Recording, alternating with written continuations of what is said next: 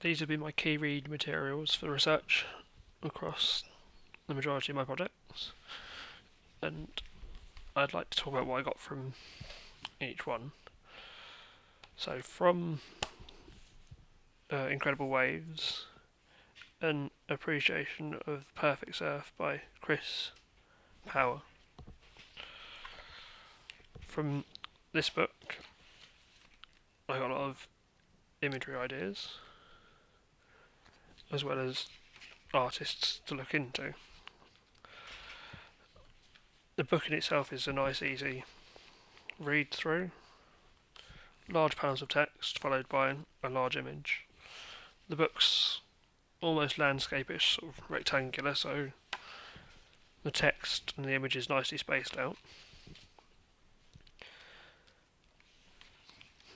It was nice to read the photographer's opinion as well as surfers' opinions on the photographer and the sport in itself, as well as the wave and the respect people have for water and the space that they use. It's given me a good idea for layouts and ways of presenting images, and that you shouldn't define your work necessarily by the format of the paper.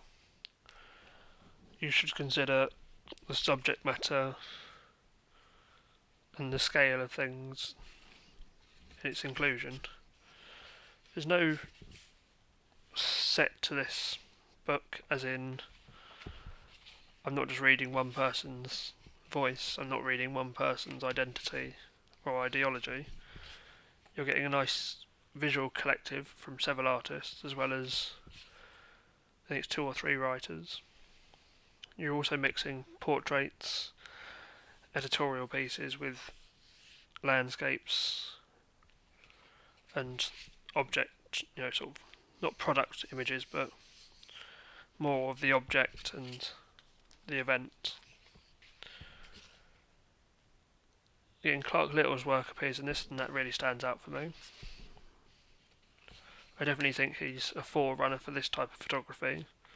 That's not to diminish anyone else's work or standing, but because of where he lives, his accessibility and knowledge of the subject, he's got that level above some others.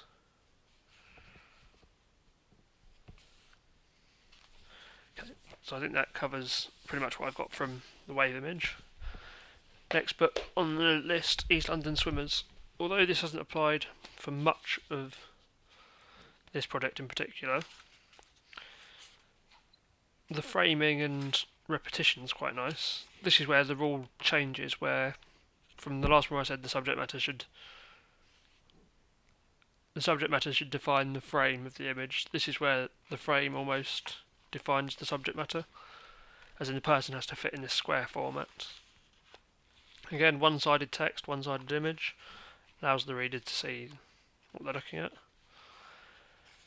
A couple of nice, again, editorially, sort of, just to combine the story a bit more, images. But again, with water, that's what I got the book for, is to look at the sea as an aspect,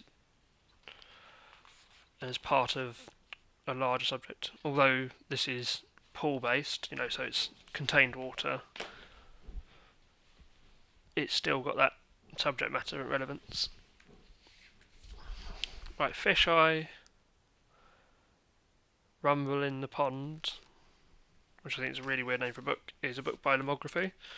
I got this to understand the camera that I was using, the Lomography Fisheye camera, and to see how other photographers or people they've employed for the images, how they reference the work or how they've used the camera in certain ways.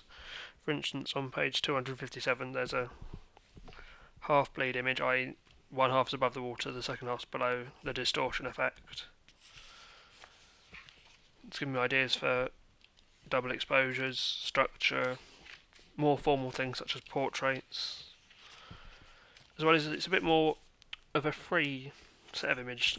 Experiment with the camera, look at what you're shooting. It's very try and test sort of ideology, to where other books are very structured. There's no real relevance between one image to another, other than one's a portrait, another one's a portrait. There might be a slight colour match, but the book in itself is not continuous. I'm not looking at one thing and expecting to see the next image being wholly relevant to it. Again, the book's rectangular, which is a nice difference.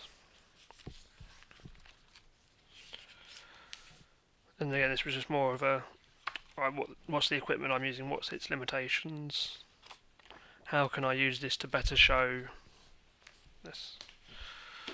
Right, next book, Extreme Sports Photography, Taking Pictures on the Edge.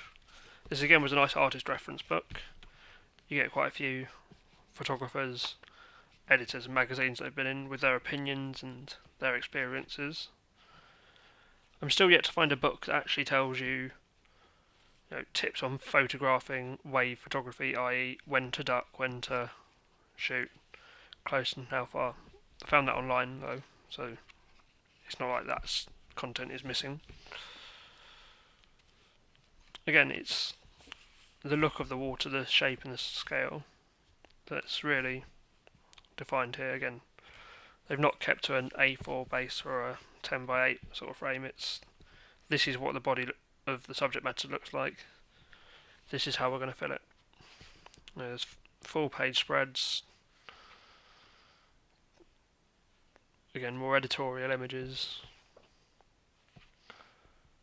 Again, I like the concept of it shows you the principle of extreme sports photography, i.e. you can see similar concepts between skydivers and skateboarders and motocross people, as in the heights they reach, the speeds they go at, the body positions, the shapes the body has to make in certain situations, which is an interesting thing to look at as a subject. Surfer's Blood has been probably my most used book for the past couple of projects, as it's one person's series of work, but it crosses portraiture, landscape shots, editorial. On page 75 there's one that isn't quite like my work, but the shape and form of the wave comes across similar.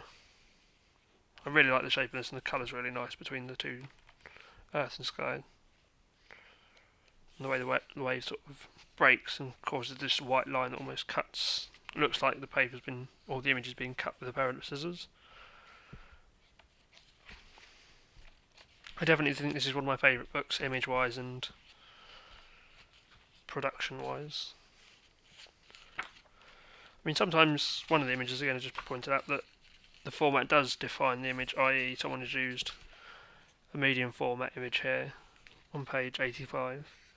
And obviously that squarish frame defines what you're getting out of the image. You can only have what's in that square field of view.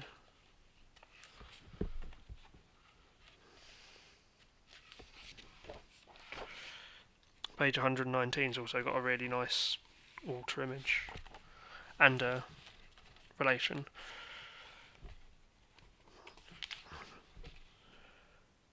121's the one that breaks the idea of surfing down a bit, putting surfers in a place that makes little sense, other than if you know the situation of why and how it happens. Okay. Shallow Rock's work, Tough and Tender. A nice bit of research as well.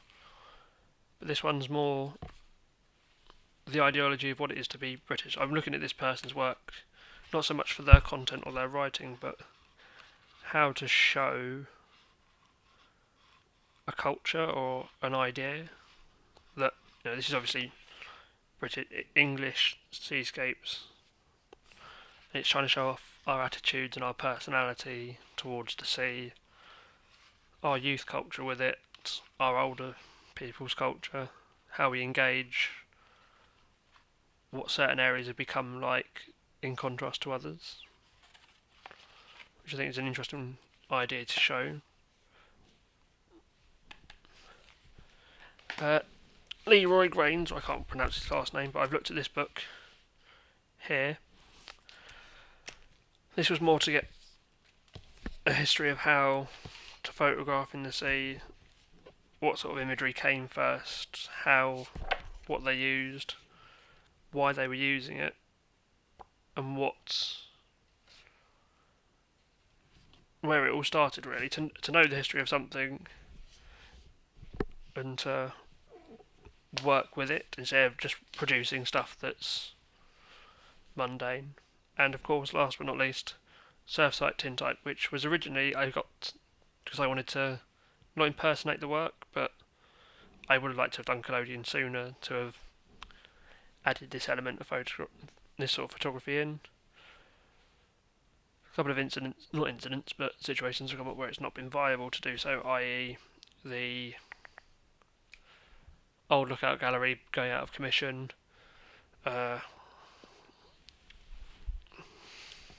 the fact that we learnt it in the second term, and that left the time space a bit short. But the book in itself is really nice. There's some really good images in there, and a lot of scope for idea generation from it.